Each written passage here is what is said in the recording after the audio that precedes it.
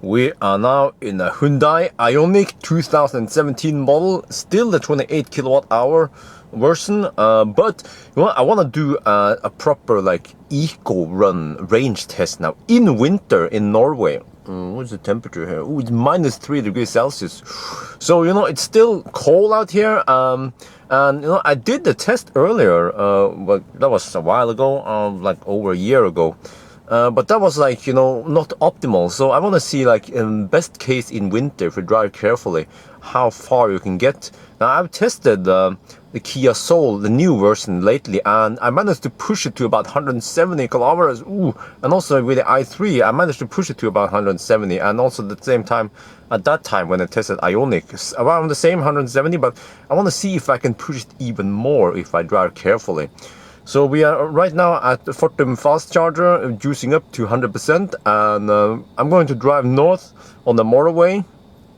I'm not sure where I will turn around, and then I will try to come back here because I want the start and end point to be the same, so we don't get wind and elevation advantage. Yeah, so this is going to be very interesting. All right, we are at 100%. Yeah, so good to go. We have been driving for 60 kilometers now, and yeah, well actually 62 kilometers, 50 minutes, and consumption is really low. 132 watt-hour per kilometer. Oh wow, okay. So my eco level is slowly crawling up. Yeah, it was 7 and then it went down to 6, so I have to try to get 8. Oh no! So yes, we go slight uphill, then the eco level drops, but you know there will be a downhill soon, so I will try to coast downhill. Alright, here's the downhill, so I have to pay attention to this thing. When it goes to 0, well, yeah, it's up and down a bit. 0, see, -1, okay. Switch off cruise control, and then the speed starts picking up here. We can see here, energy there, yeah. So the speed goes up. Ooh, okay. It's a long slope. We're going to the Minnesund Bridge. Oh yeah, oh yeah, oh yeah. Oh, come on. Go. Oh, my consumption. What happens to consumption now? 13.1, okay. Drop to 13. Oh yes. Oh yeah, will it go below 13? Ooh. Wow, this car is so streamlined. It just slices through the air. Wow. Okay, now the speed drops. Okay. Yeah, alright, let's see. So then I can switch to the digital view to see it better. Alright, and then when it hits 81, there, cruise control on. Oh yeah. Oh, it's so easy to coast on the highway, I guess. We are now near Tangen, and we have driven 93 kilometers, and the gun tells me I can go 113 more. What? That's over 200 kilometers, 125 miles. So you know what? I will wait. I mean, I went past this exit now. So let me see. The navigation will give me a new route soon when it realizes that I missed the exit. Oh. Okay, so we are 105 kilometers away from the starting point, and the GOM says 112 kilometers. Okay, we're gonna cut it close, but let's see if we can make it. Okay, this is it, the turning point. We'll turn back, head back, and good news is that we have 53%, so that means we consume 47% to get here, and if we consume 47% to go back, then we still have some leftover energy. And we are also at higher elevation than the starting point, so this is looking pretty good. We are at Minnesund now, and we have done 135 kilometers. And look, the consumption. What? 126. Okay, this is still the most efficient EV in its class.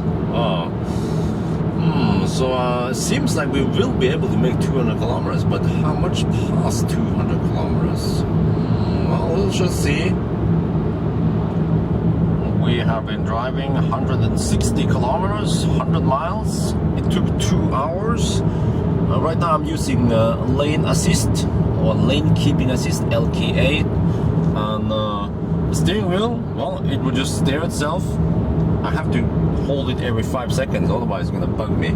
But we still have 24% left, and well, the gun tells me I can go another 46 kilometers. So let me see. If you check the map here, I have pointed in the charging station. It's 39 kilometers from here. So ooh, yes, we will make it 200 kilometers and have a little bit of spare. And you see, it is still minus 4 degrees Celsius outside, which is kind of cold, almost no wind. But look here, the power output for heater is just half kilowatts.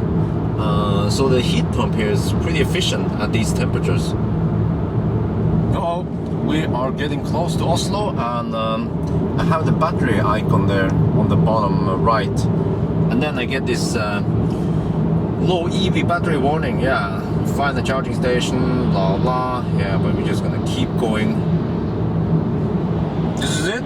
We are at the final downhill. I have the throttle mode. We are 5% left. Charge immediately. Power limited. So 5%. But we're almost there now. So let's not run it all the way to zero, right? Okay, so let's see. Charge immediately. That's fine. We are parked now with 4% left. And how is the stats looking here? So let's go to the EV. Eco driving. How much did I score? 7. Oh yes, yes, 7. 121 watt-hour per kilometer. Oh yes, oh yes. Let me see. So let me switch here. I'm gonna check some stats here. Okay. I think it's still on that one. 121. Okay. Oh yes, 201 kilometers. I keep going back to this thing. So yes, I better charge it up now. Okay, we are plugged in and charging now. Oh yeah, so that was a pretty great test. Yeah, so you know, I expected like maybe like 180 to 190 kilometers. So doing 200 kilometers, 125 miles is pretty impressive. So again, you know, Ioniq just shows that this is like the king of the road when it comes to efficiency. What was it again? 121 watt-hour per kilometer. That is just ridiculously low. And keep in mind that this was winter, like, you know, sub-zero temperature. It was wet on the road, and also towards the end we had some snow. So I don't know, I just bow down to the king. Yeah, wow, this is pretty impressive. So you know what, I think I want to do some more of these tests. I like them. Yeah, it kind of shows, you know, what the car is capable of doing in winter, of course, given that you try to drive as eco as possible. But of course, I still average 80 kilometers per hour. So I think the next one, maybe Zoe. Yeah, the 41 kilowatt hour pack. Lots of people have been requesting it. So yeah, I just have to try to get a hold of one and then test it. So anyway, yeah, I think that's it. Ioniq, it's a pretty good option, you know, versus some of the other cars. But also, if you consider Model 3 and you don't want to wait for Model 3, and maybe you consider this car because it's way cheaper than this Ioniq is way cheaper than i3, way cheaper than e-Golf, and I believe this car can also beat those two other cars in range.